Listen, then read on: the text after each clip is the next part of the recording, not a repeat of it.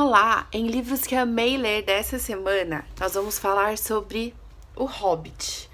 Esse livro do Tolkien, que você sabia que tem bastante semelhanças com uma outra história muito importante da literatura mundial que nós estamos vendo essa semana nas aulas de humanismo de literatura, que é a Divina Comédia de Dante Alighieri?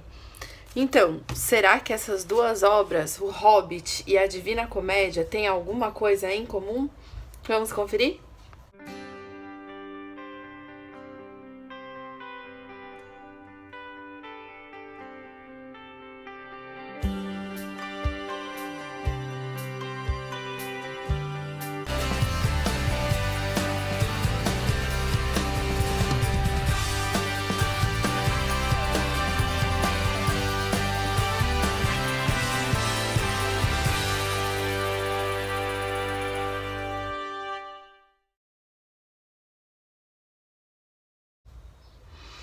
Quem foi Tolkien aí, o J.R.R. Tolkien, que é o escritor dos livros que nós falaremos na aula de hoje, como Hobbit, Senhor dos Anéis, Silmarillion, Contos Inacabados, entre tantas outras histórias de aventuras na Terra-média e em outros locais. Quem foi esse escritor? Esse escritor, ele nasceu em 1892 na África do Sul e faleceu aos 81 anos no Reino Unido em 1973. Ele foi extremamente católico, então ele era fervoroso assim na sua fé cristã baseada no catolicismo. Ele era amigo de C.S. Lewis, né, que é o autor aí de Nárnia, dos Contos de Nárnia, que era protestante. E os dois trocavam bastante ideias e conversavam sobre as suas produções literárias, que tinham aí um pezinho na sua religiosidade. Então, ambos, tanto C.S. Lewis como J.R.R. Tolkien, eles fizeram obras literárias que professassem e expressassem a sua fé cristã. No caso de Tolkien, baseado no catolicismo, e no caso de Lewis, baseado no protestantismo.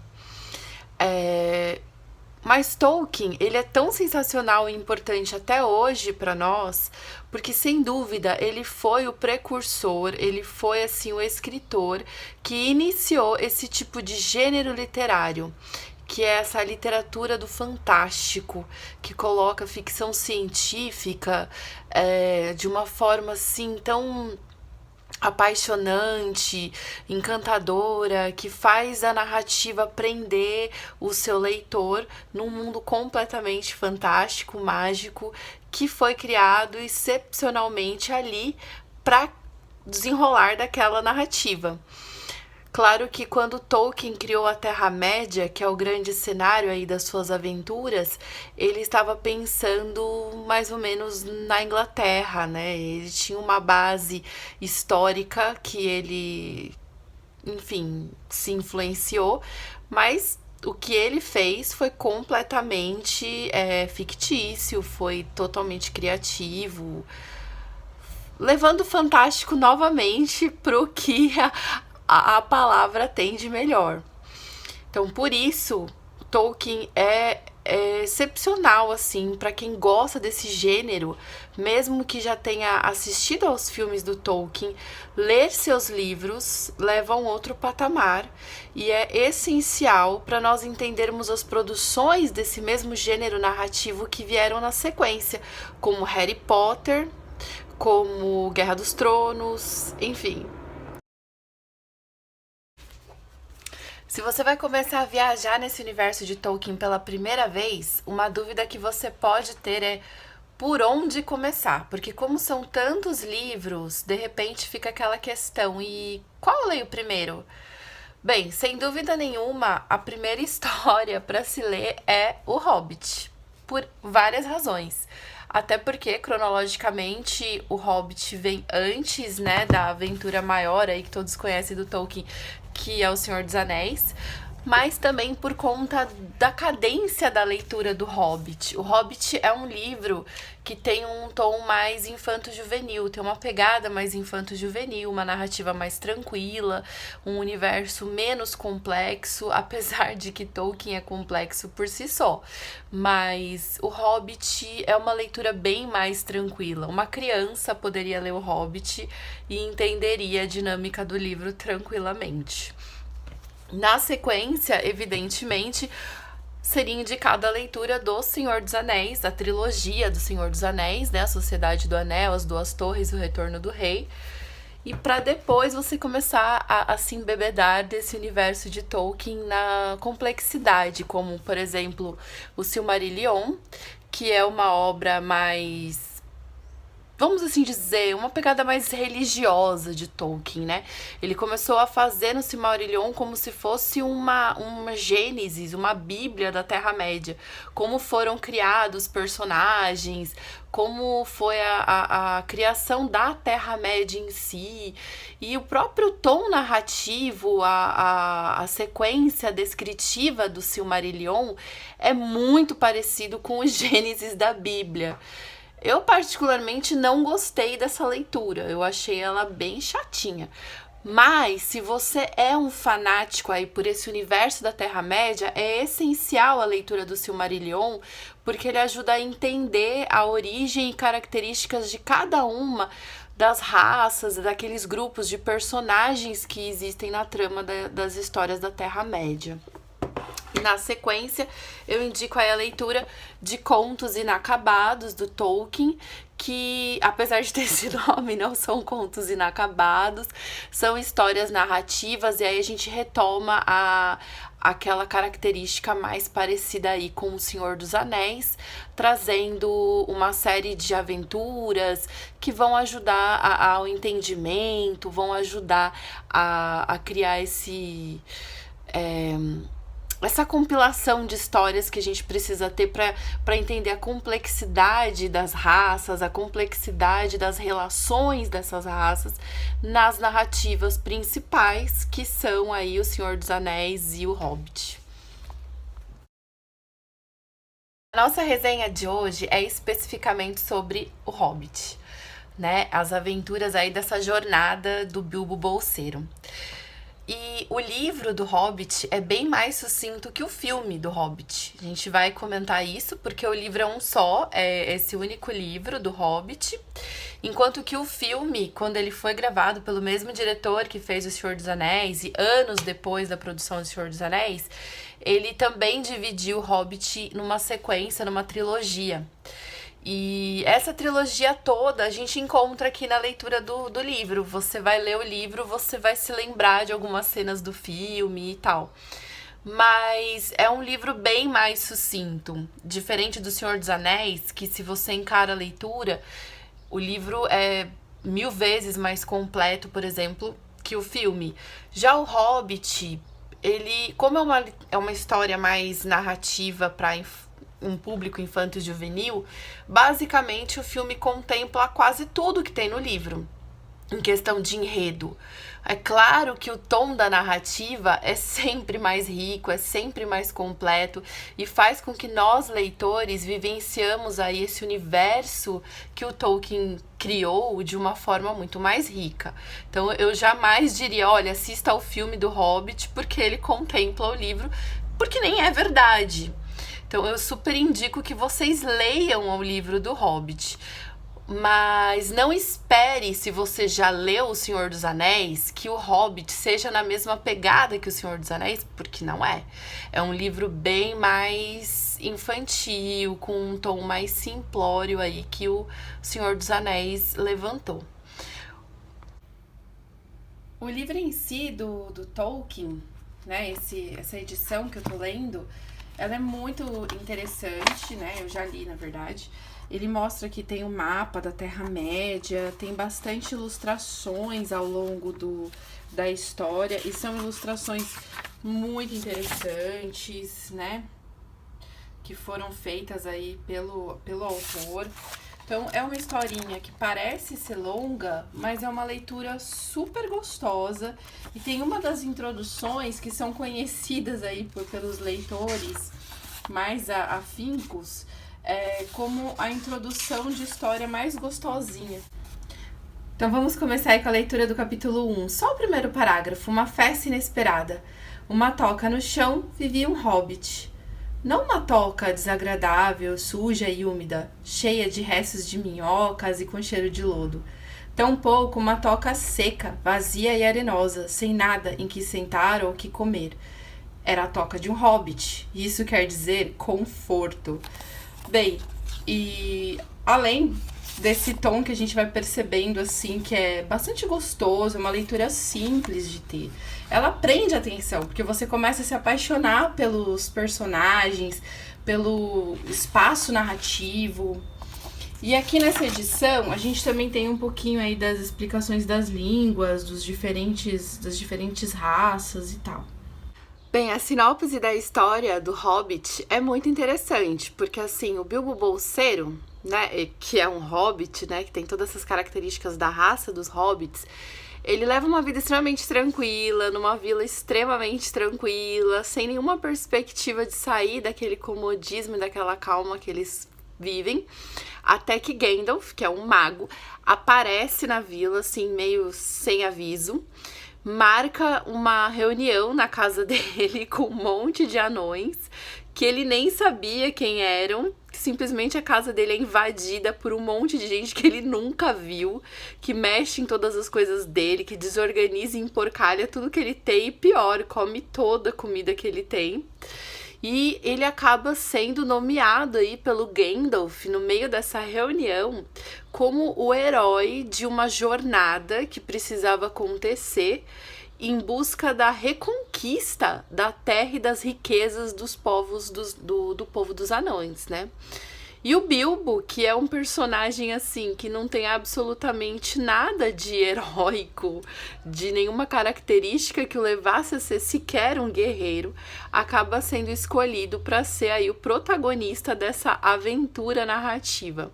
Então imagina um hobbit, que seria assim o mais pacífico e o mais inocente aí de todos os seres dessa Terra-média, sendo eleito para ser o protagonista de uma aventura de batalha, de reconquistas, enfim.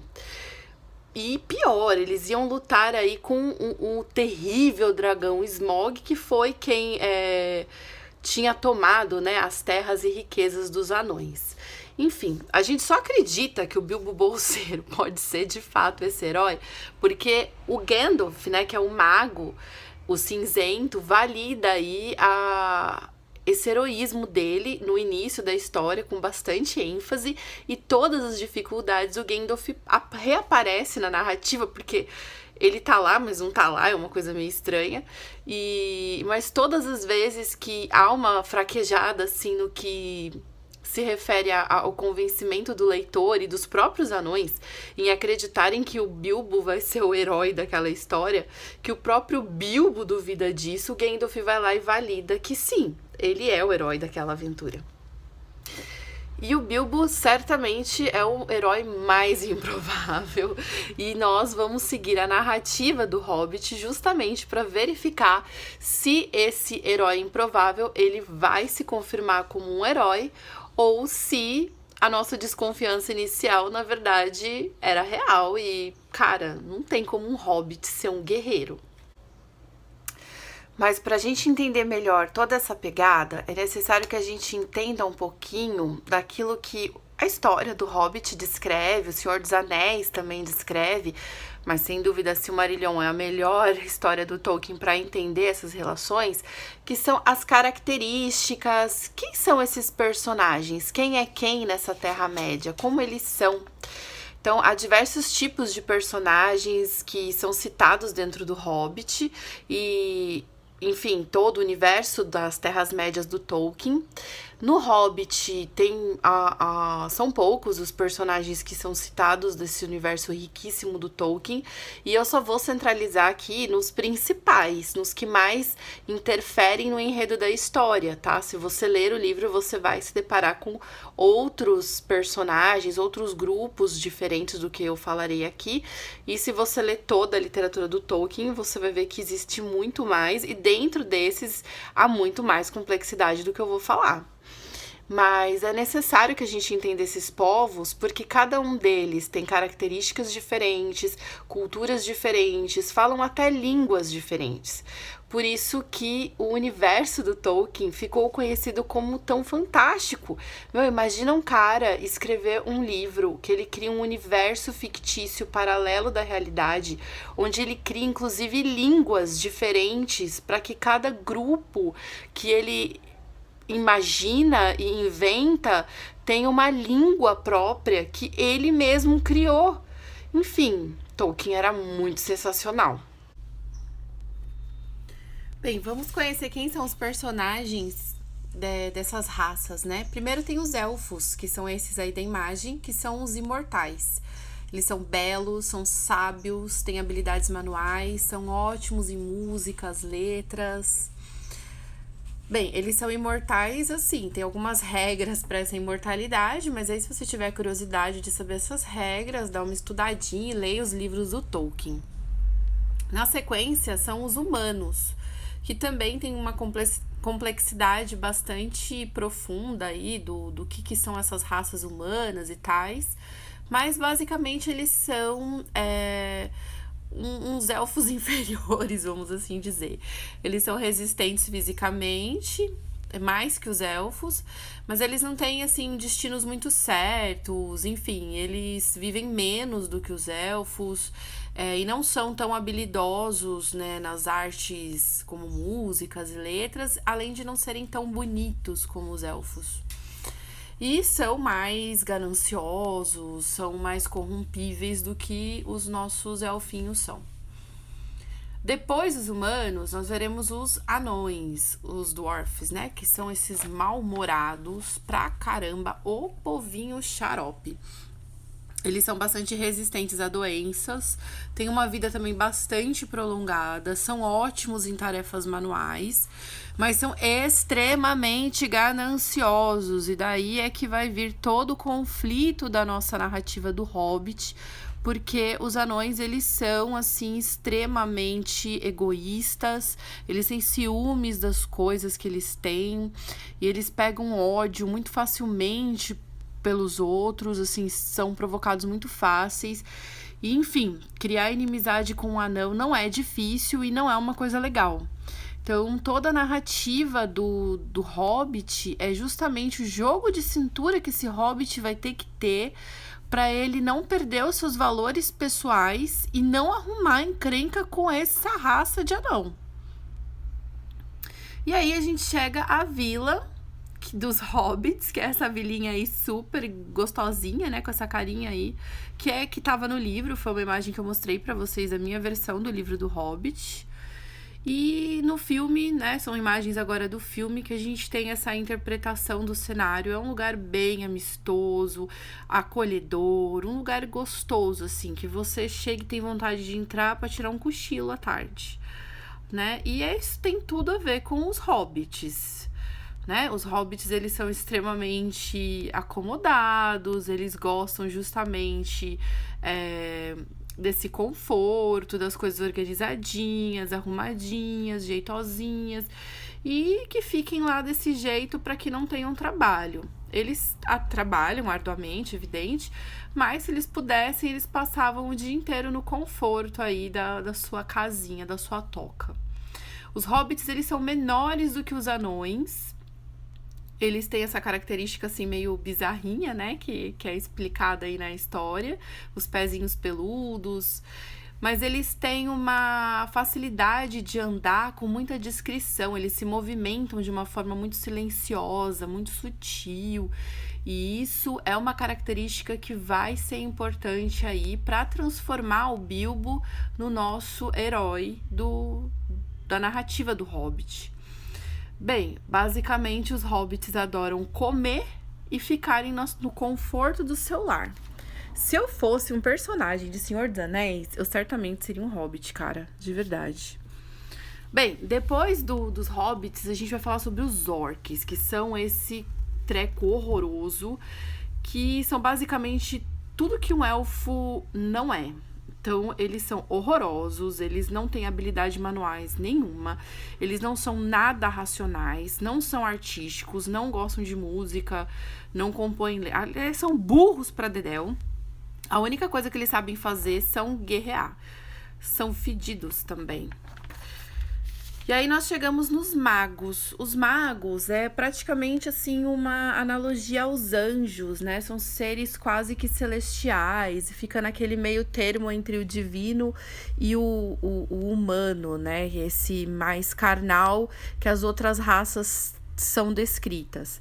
Então, os magos, eles têm essa aparência de idosos para remeterem a uma sabedoria, remeterem ao conhecimento. Bem, dos personagens, as raças que mais são vistas aí na narrativa do Hobbit, essas são as principais. Mas tem outros personagens que são citados na história, como o próprio dragão Smaug, que é esse dragão que vai tomar ao território dos anões, que vai tomar aí toda a riqueza dos anões. E a batalha, a jornada em si do Hobbit, do livro, é expulsar esse dragão daí, acabar com esse dragão para que eles tenham de volta toda a sua riqueza e todas as suas terras. Então, um trecho que eu acho muito sensível, assim, da narrativa, que o Bilbo Bolseiro, que é um hobbit, que adora o conforto do seu lar, ele só se motiva, assim, a continuar ajudando os anões numa batalha que, para ele, assim, é o oposto de tudo aquilo que ele gostaria de estar fazendo na vida, porque ele imagina o quão triste deve ser para um povo ter sido deslocado da sua casa, da sua terra, das suas coisas. Já que essas coisas são tão preciosas para ele, ele não consegue imaginar como é que um povo perdeu, né, o seu próprio lar. Enfim, então ele tem que enfrentar esse dragãozinho aí. Só que esse dragãozinho não é a única coisa que o Hobbit e os anões têm que enfrentar ao longo da história. Eles precisam enfrentar esses rogues aí, que são esses tipo lobo com cara de demônio, uns cachorro maluco que tem na história. Tem que enfrentar aí as aranhas e tal. Outro personagem importante que aparece na narrativa do Hobbit é o Gollum. O Gollum, essa coisa, essa criatura, que é o possuidor do seu precioso, que vai ser aí a grande razão da próxima narrativa do Tolkien, né, a trilogia do Senhor dos Anéis, mas que ele já aparece, que ele nasce, e é importante a gente conhecer como é que isso surge na narrativa do Hobbit, né? Tem já o início da história do Senhor dos Anéis nessa jornada do Bilbo Bolseiro. E a gente começa a entender um pouco a dinâmica aí das personagens e tais. E são esses os principais personagens que aparecem na narrativa do Hobbit. Tem mais coisas, gente, é claro, tudo isso é muito mais denso, só que aí fica a cargo de vocês lerem e conhecerem melhor, para entenderem toda essa dinâmica em torno das Terras-médias. Me apresentado todo esse universo narrativo cinematográfico, porque sem dúvida ele me ajudou a se apaixonar por esse mundo. Beijão, Dani, valeu aí pela sua participação. Adoro essas dicas literárias dos nossos amigos. Agora, vamos fazer uma discussão que o Marcos Nunes Carreiro fez um mestrado excepcional falando sobre esse assunto, que é a aproximação entre a obra do Tolkien, o Hobbit, e uma obra literária fantástica, que é o tema da nossa aula dessa semana de humanismo, que é a Divina Comédia, de Dante Alighieri. Será que as duas obras têm alguma coisa em comum? Então, comédia não é um tipo de história que vai falar sobre homens menores. Lembra que a gente estava falando de antiguidade grega, e aí tinham as tragédias e as comédias. As tragédias falavam a história sobre homens maiores, homens que se aproximavam do divino. E as comédias são as obras que vão aproximar o homem ao animal, à bestialidade, a coisas bem ridículas. Por isso que a gente ri quando assiste uma comédia, porque são assim comportamentos muito bestializados, muito ridículos. Então, essa foi a origem do termo comédia lá na antiguidade grega. Bem, então, quando eu vou falar sobre uma comédia, eu não estou falando sobre homens superiores, eu não estou falando sobre o que há de divino no ser humano, eu estou falando sobre o que há de mais problemático em um ser humano. Dante, esse escritor italiano aí do final da Idade Média, ele vai escrever na sua obra Divina Comédia, que o próprio nome já diz, a Divina Comédia, e aí que entra a nossa pergunta: como é que ele vai fazer uma comédia sobre algo que é divino? Bem, aí que entra a genialidade do Dante, porque ele vai mesclar esse teor de homem superior, desse homem divino, com a comédia que vai falar sobre homens menores, sobre homens que não têm nada de divino. E o Dante, como um autor também extremamente católico, fervoroso, né, que é típico aí da Idade Média, ele vai fazer uma viagem, ele vai cruzar uma jornada através dos 3 reinos, o inferno, o purgatório, até chegar ao paraíso, para justamente entender como que o homem chega à sua salvação. Essa é uma das propostas principais aí da poesia, da épica do Dante, a Divina Comédia. O próprio Dante é o protagonista da história, né? Como vocês viram na resenha que eu indiquei. Então, ele mesmo é quem vai fazer essa viagem, é ele mesmo quem vai fazer toda essa aventura. E durante essa aventura, ele vai mostrando aí todas as falhas dos seres humanos, que fazem com que o ser humano se aproxime do animalesco e não do divino, né? E a gente vai mostrando assim, através dessas falhas que são tão comuns aos seres humanos, dentro da visão da fé católica, que é esse universo de fala do Dante, como que o homem poderia chegar à sua salvação, à sua elevação. Então, essa jornada que o Dante faz, ela serve exatamente para que o Dante salve a si e aos demais homens que, conhecendo a sua jornada, vão ter a possibilidade de pecar menos e assim atingir a sua própria salvação. Cara, esse não é o tema do Hobbit? Bem, é basicamente isso. A gente tem o Bilbo, que tudo bem, é um hobbit, mas vamos dizer assim que ele seria um homem comum, como Dante é um homem comum na narrativa da Divina Comédia, que se vê na necessidade de fazer uma jornada totalmente assim bizarra, que foge à expectativa, que foge à realidade do que ele deveria fazer, para salvar a si mesmo, mas também para salvar aos outros. Porque a maior motivação do Bilbo não é... Ele não ia sair nunca do conforto ali da toquinha dele para ir salvar os anões. Tipo, ele acaba se vendo no meio daquilo e ele tá ali no final para se salvar, porque ele tem que se escapar daquilo. E a melhor chance dele escapar é ter sucesso no empreendimento dele. Mas ele não tá ali só por ele. A grande motivação dele é ajudar os anões, né? Como eu comentei anteriormente. Enfim, então há uma relação muito direta entre as duas histórias, entre a motivação das duas narrativas. Mesmo que Dante seja, assim, tipo um clássico da literatura, um poema, e o Hobbit seja simplesmente um best-seller de narrativa de ficção. Mas as duas histórias são muito próximas. A própria Terra-média, gente, aquela mistura da Terra-média entre elementos que são de mitologia e elementos que são da fé cristã católica, também tem muito a ver com o emaranhado narrativo que o Dante faz na Divina Comédia. Porque a Divina Comédia começa com ele chegando ali no barco de Caronte, ele enfrentando Cérbero. Gente, esses são elementos mitológicos, não são elementos que estão na Bíblia. Então, quando Dante ele faz essa mistureba entre mitologia e a fé cristã e a Bíblia católica, né, que é o que a fé que ele precedia, Enfim, isso faz com que a história dos dois tenham essa proximidade também. Então são duas narrativas que vão misturar o mitológico com a fé cristã e vai conseguir fazer isso se tornar verossímil, que essa é a parte mais surpreendente de tudo. Nós temos um importante crítico literário que se chama Erich Auerbach, que ele fala que a comédia é uma imagem do mundo terreno em toda a sua diversidade, transporta para o mundo do destino final e da ordem perfeita. Bem, essa ordem perfeita em O Hobbit, a gente consegue visualizar com dois elementos que vão aproximá-lo bastante da narrativa da Divina Comédia do Dante Alighieri.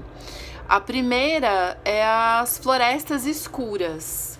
Tem um momento do início da Divina Comédia, que é quando Dante vai entrar no inferno, em que ele acaba se perdendo numa floresta, e essa floresta, ela é como se fosse um desafio para ele começar essa jornada, né?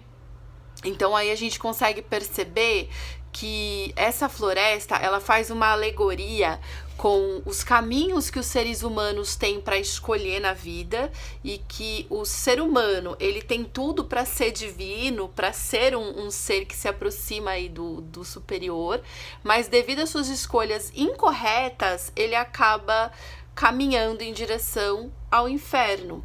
Então essa floresta que Dante se perde no início da Divina Comédia tem essa referência a esses caminhos que nós, seres humanos, escolhemos erroneamente, que nos levam às coisas mais bizarras possíveis.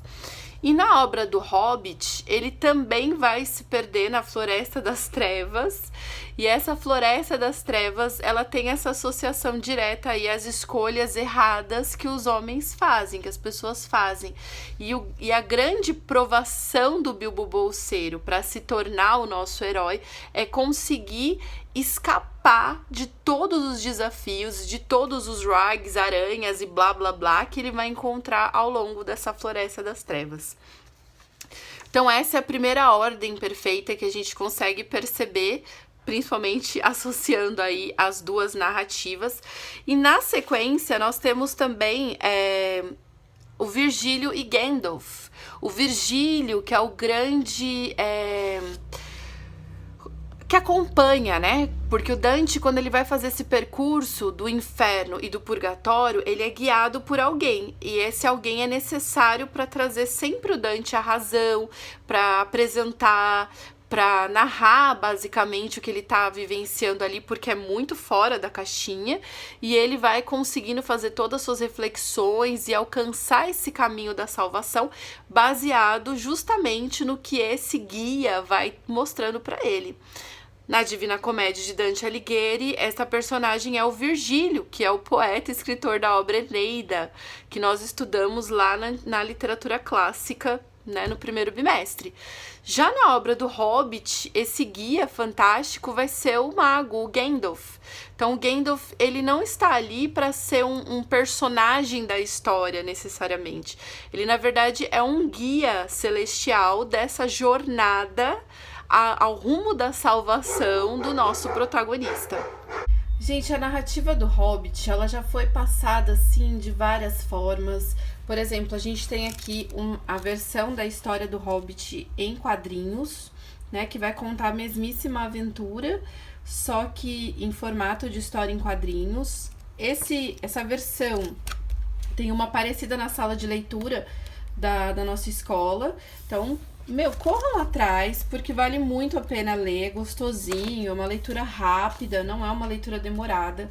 Além disso, a gente tem a versão do livro, e não deixem também de assistir aos filmes do Hobbit, porque os filmes, depois da leitura do livro, que eu indico que vocês leiam primeiro o livro e assistam ao filme depois. Mas se vocês assistirem ao filme primeiro, não tem problema, leiam, que vocês vão perceber aí uma riqueza na narrativa que ajuda a incorporar a história. E quem estiver super apaixonado por isso, ainda tem alguns jogos para vocês mergulharem nesse universo e tal. Cara, é muito fantástico. Eu sou super suspeita pra falar sobre isso, porque eu adoro essa temática de ficção, de narrativa de aventura, narrativa ficcional fantástica. Aqui eu tô mostrando pra vocês, inclusive, a minha versão do Anel do Senhor dos Anéis. Coitado, tá mais velhinho que andar pra frente, então ele tá super gasto, mas dá pra ver as insígnias do anel, né? Um anel para todos governarem, lá, lá, lá, lá. Enfim, gente, se apaixonem por esse universo de Tolkien, leiam e comecem a perceber todas essas referências, toda essa costura que existe na literatura.